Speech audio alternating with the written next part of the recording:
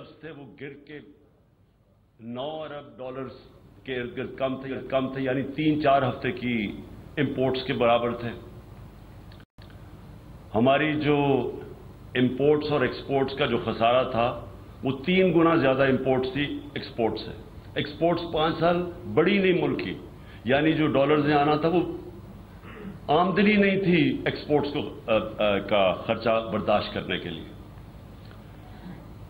और हमें जो पाकिस्तान मिला, उस पाकिस्तान के अंदर इस मुल्क की तारीख का सबसे बड़ा क्राइसिस ये था कि हमारे पास जब रुपया गिरना शुरू हुआ तो हमारे पास रिजर्व्स ही नहीं थे उसको रोकने के लिए। और बड़ी मुश्किलों से अल्लाह ने करम किया कि हमारे दोस्त ममालिक ने हमारी मदद की और वो मुश्किल वक्त से गुजरे। फिर कोरोना आ गया, 2 साल कोरोना था। वो दुनिया में एक सदी के अंदर इतना बड़ा एक बुरहान आता है, उससे निकले। और अल्लाह का करम है कि दुनिया ने एक्नॉलेज किया कि पाकिस्तान वो कोई 2-3 मुल्क था जो सबसे बेहतर उससे निकला। और उधर से निकल के 17 साल के बाद मुल्क की सबसे बेहतरीन इकोनॉमिक ग्रोथ रेट थी। 5.7% तीसरे साल और 6% हमारे चौथे साल। ये पाकिस्तान की इकोनॉमिक सर्वे में ये सारी फिगर थी। हमारी 4 जो बड़ी फसलें थी, क्योंकि हमने किसानों की मदद की थी, बम्पर क्रॉप थी। हमने रिकॉर्ड टैक्स इकट्ठा किया, पाकिस्तान की तारीख में सबसे बड़ी आमदनी, रिकॉर्ड एक्सपोर्ट्स की। हमारी जो आईटी जो टेक्नोलॉजी की तरफ दुनिया जा रही है उसकी मदद की, वो 3 गुना ज्यादा एक्सपोर्ट्स बढ़ गई। हमारी जो बिलियन ट्री सुनामी थी, वो दुनिया ने एक्नॉलेज किया कि क्लाइमेट चेंज के लिए पाकिस्तान का जो काम है। बरतानिया के प्राइम मिनिस्टर ने नाम लिया मेरा यूनाइटेड नेशंस के अंदर, कि एक्नॉलेज किया कि पाकिस्तान कितना काम कर रहा है। मुझे खुशी हुई पढ़ के कि लांसेट जो दुनिया की मेडिकल वर्ल्ड के अंदर जो नंबर 1 मैगजीन है, जिसकी सबसे ज्यादा रिस्पेक्ट है, इज्जत है, उसका नाम है लांसेट। लांसेट ने कहा कि पाकिस्तान का जो प्रोग्राम था हेल्थ कार्ड का, ये अमीर मुल्क भी इस तरह का प्रोग्राम नहीं ला सके जो पाकिस्तान लेके आया कि अपने लोगों की मदद करने के लिए। और फिर जो हमारा एहसास प्रोग्राम था, वो आपको पता है कि इंटरनेशनली एक्नॉलेज था। वर्ल्ड बैंक ने एक्नॉलेज किया कि दुनिया का बेहतरीन प्रोग्राम था पाकिस्तान को वेलफेयर स्टेट की तरफ ले जाने के लिए। तो उस वक्त हमारी हुकूमत के खिलाफ 3 दफा लॉन्ग मार्चेस हुई। 3 दफा हमारी हुकूमत को, जबकि एक इतने बड़े माशी बुरहान से गुजर रहे थे, उसके बावजूद फजल रहमान ने 2 मार्चेस की और बिलावल भुट्टो ने 1 मार्च की। 3 दफा। और हाँ, मरियम ने भी 1 मार्च की थी, जो मेरे ख्याल में गुजर खान में कहीं रह गई थी, पहुंची नहीं इस्लामाबाद।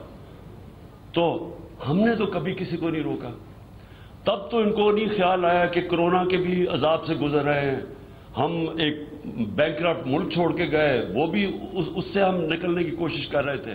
तब तो हमें किसी ने नहीं परवाह की कि पाकिस्तान कितने बड़े मुश्किलात में है। तो मैं सबसे पहले कहना चाहता हूं कि मैंने ये पहले कर देनी थी।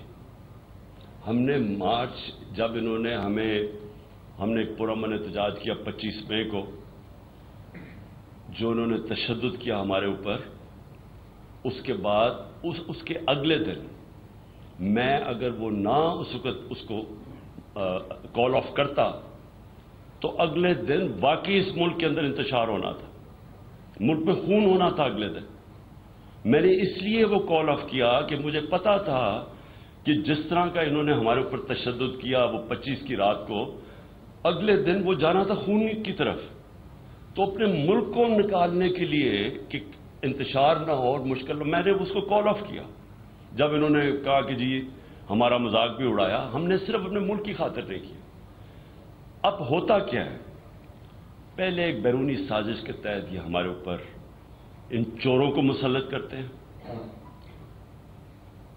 25-25 करोड़ रुपया दे के ये लोगों को जमीर खरीद के हमारी गवर्नमेंट गिराते हैं। सिंध हाउस के अंदर नीलाम घर बना होता है, इलेक्शन नहीं ऑक्शन होती है वहां इंसानों की, हमारी गवर्नमेंट गिराते हैं। उसके बाद हम पुरअमन मुजाहरा करते हैं तो ये हमें वो जुल्म करते हैं, घरों में जाके लोगों के ऊपर जेलों में डालते हैं, जुल्म करते हैं।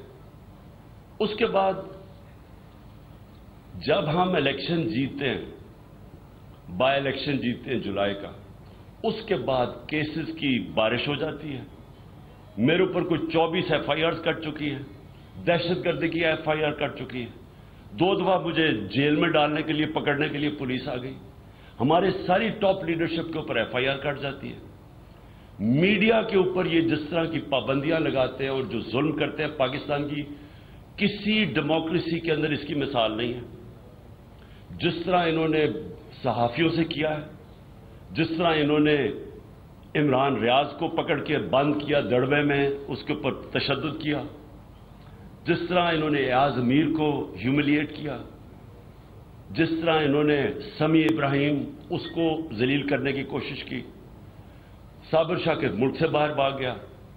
और जो सबसे तकलीफ दे है, मैं समझता हूं कि सहाफी बरादरी के लिए, कि इससे तकलीफ दे चीज जो इन्होंने अरशद शरीफ से की है, मैंने पाकिस्तान में ऐसी मिसाल नहीं देखी। मैं मानूं कि अगर कोई मुल्क दुश्मन हो, मैं मानूं कि एक अच्छा जी वो कोई मुल्क के खिलाफ साजिश कर रहा हो, चले वो कोई मुल्क का गद्दार हो, अच्छा जी अगर हम ये भी मान लें कि कोई बहुत बड़ा कोई डाकू हो, कोई क्रिमिनल हो, एक अरशद शरीफ जो सारी सहाफी बरादरी चाहे वो उसको पसंद करती थी या नहीं, एक चीज जानती है कि कभी वो अपने जमीर का सौदा नहीं करता था।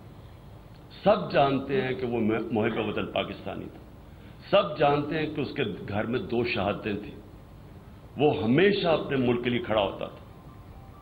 उसको धमकियां मिली, उसके ऊपर सारा उसको डराया धमकाया गया कि अपने जो मौक़िफ़ से हट जाए, राय हक से।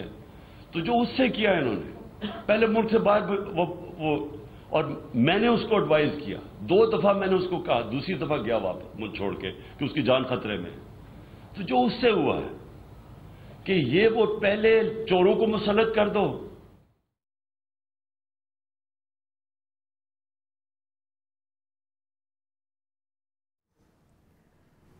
चेयरमैन PTI इमरान खान की जानिब से न्यूज़ कॉन्फ्रेंस, लॉन्ग मार्च का आगाज़ करने का ऐलान कर दिया गया है। इमरान खान का जुम्मे को लॉन्ग मार्च शुरू करने का ऐलान, लिबर्टी चौक से हमारा लॉन्ग मार्च शुरू होगा, इमरान खान की जानिब से कहा गया।